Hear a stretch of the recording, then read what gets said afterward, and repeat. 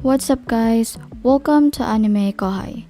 In today's video, we will continue to discuss Chapter 4, Volume 7 of the light novel, entitled The Second Confrontation.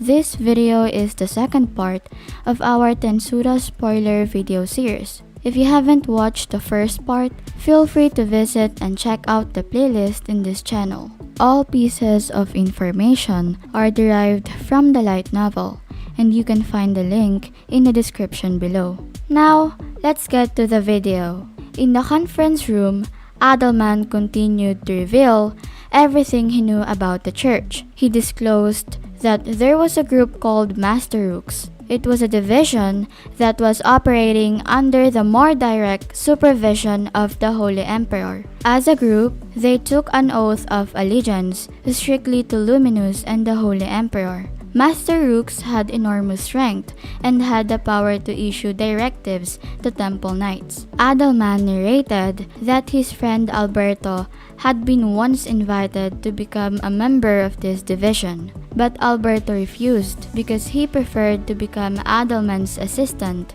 in the Holy Church. Despite his refusal, the Holy Emperor recognized his achievements and gave him the title of Acolyte. Rimuru recalled that Alberto was the Death Knight that gave Hakuro all the trouble during the time that Rimuru's team was capturing Clayman's base. Even though Hakuro had a marvelous swordsmanship, even better than Rimuru, during that battle, Alberto, with his sword skills and a monster strength, gave Hakuro a run for his money. According to Adelman, the 7 days clergy served as consuls and had authority second to the Holy Emperor. Rimuru speculated in his own mind that these 7 days clergy must be the ones who had something to do with why Adelman and his friends were expelled from the church. Adelman appears to be well informed about the church after all this time. This is because he used to be Clayman's staff. Since Clayman considered the Western Holy Church as a potential enemy and was troubled about its capacity to make war, Clayman conducted surveillance operations and collected as much information as he could about them. Since Adelman was a chief in their bureaucracy, Clayman provided him with the information he had. Adelman advised Rimuru to be careful and not to drop his guard. Lubelius is the headquarters of a group of enlightened known as the 10 Great Saints, a faction that even Clayman was afraid of. Then he asked permission from Rimuru to allow him as a former church leader to go and convince Hinata to give up her faith and direct it towards Rimuru instead. Shion and Diablo agreed it was a good idea, but it was turned down by Rimuru. He told Adelman he didn't need any of that and asked Adelman to leave. With Adelman gone, it's time to get back to the matter at hand.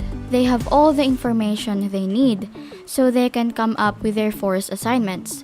Rimuru wanted to have some sort of strategy to determine the extent of his opponent's strength, so he asked them who would go to work for that. With eager eyes staring at Rimuru, Veldora volunteered for the task. But Veldora was too much for the job, so Rimuru assigned Veldora to be their last line of defense instead. Veldora will never be defeated in battle, but deploying him right away doesn't seem to be the right thing to do. In the first place, Rimuru hasn't abandoned all the hope of discussing the matter with Hinata. Benimaru spoke next, and with his loud and deep voice, he made the announcement of their assignments.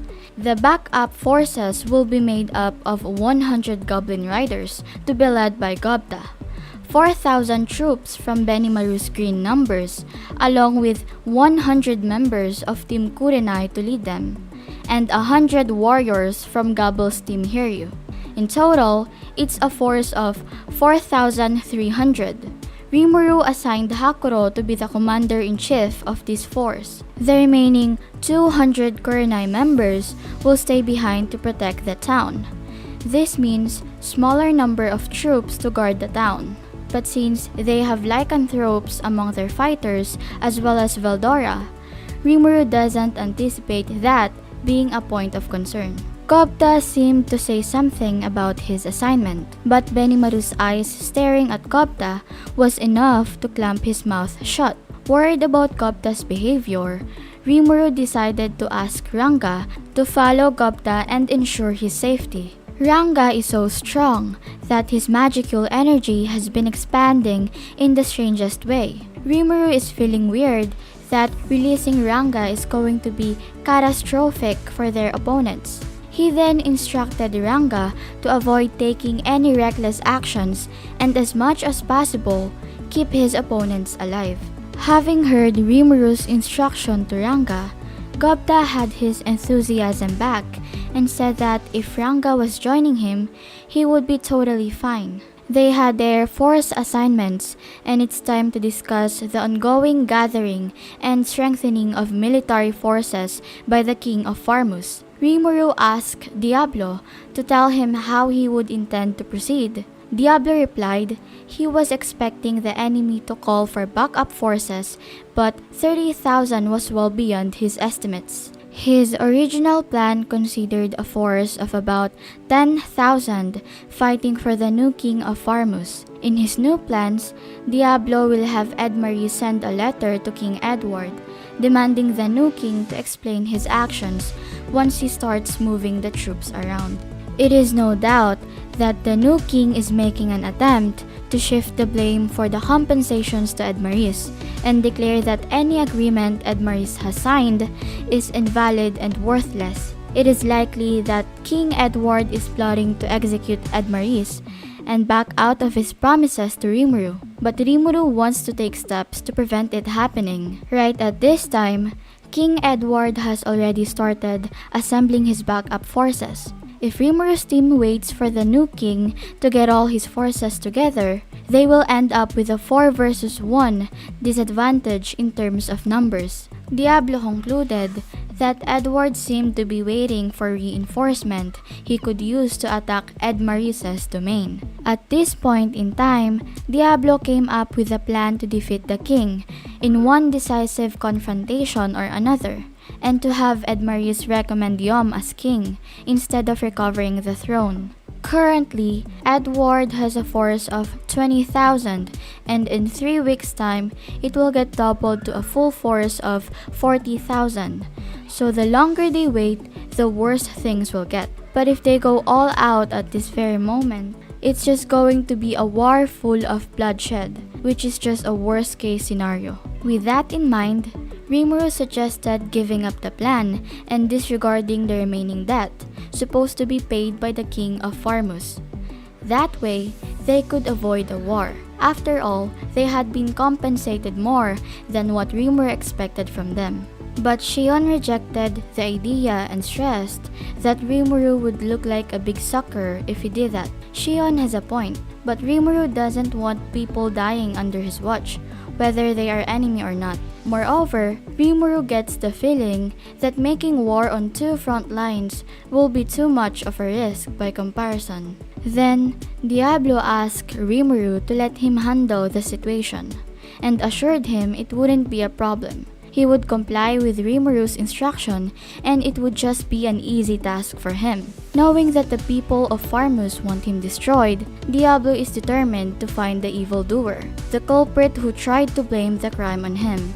Diablo said that if they wanted him eradicated, he would willingly serve as their enemy. He added that somewhere among these 30,000, he would find someone that could be involved with the evildoer, and he would subject them to a general interrogation. Diablo sounded like he was prepared to challenge those 30,000 temple knights to a battle by himself. Benimaru told Diablo that it would be alright if he came out to take on them, but Diablo had to make sure that he wouldn't kill innocents. Diablo replied that Benimaru didn't need to remind him since he would never oppose Sir Rimuru's desire. The discussion on FALMUTH's invasion was over and they shifted to the next issue, who would deal with Hinata and her team. Initially, they were supposed to handle only 5 from the Western Saint Church, when Soe suddenly stood up and said in a strained voice that they had an emergency because the Crusaders had started to move. Hokuso, Soe's spy in charge of monitoring Iglesia, reported to Soe that he had sighted 100 mounted knights departing at this very moment. Those mounted knights are a half day behind Hinata, but at this speed, they will soon catch up with Hinata's party. They are directed towards the same direction, so it seems safe to assume that those knights are coming their way. Their motives are unclear. It will take roughly 2 weeks for Hinata to arrive, and it is likely that the knights behind her are going to take about the same time. Soe became alarmed and confused upon hearing the report, and ordered his force to keep track of them. They would just need to wait for more reports. Rimuru's staff started to debate among themselves. Rimuru listened in, while thinking over his options. There are 5 enlightened and 100 paladins to handle. This 100 is way more of a threat to them than those 20,000 members of FALMUTH's military. It's a case of quality over quantity.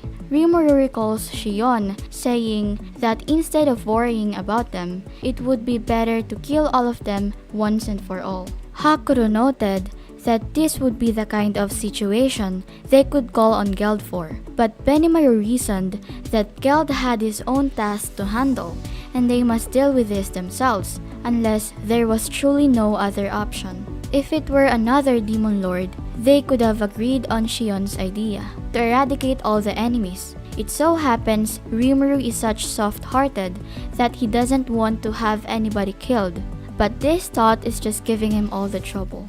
Veldora suddenly belted out his idea that he would just happen to test out his dragon's breath when they arrive, and they would simply pretend it was a misfire, and he wasn't aware anybody was near him. Getting annoyed with the idea, Rimuru just asked Veldora to shut up. He reiterated that he needed Veldora to be the last line of defense for their team. In spite of that, Rimuru is not giving up the hope that Hinata will consider talking things over.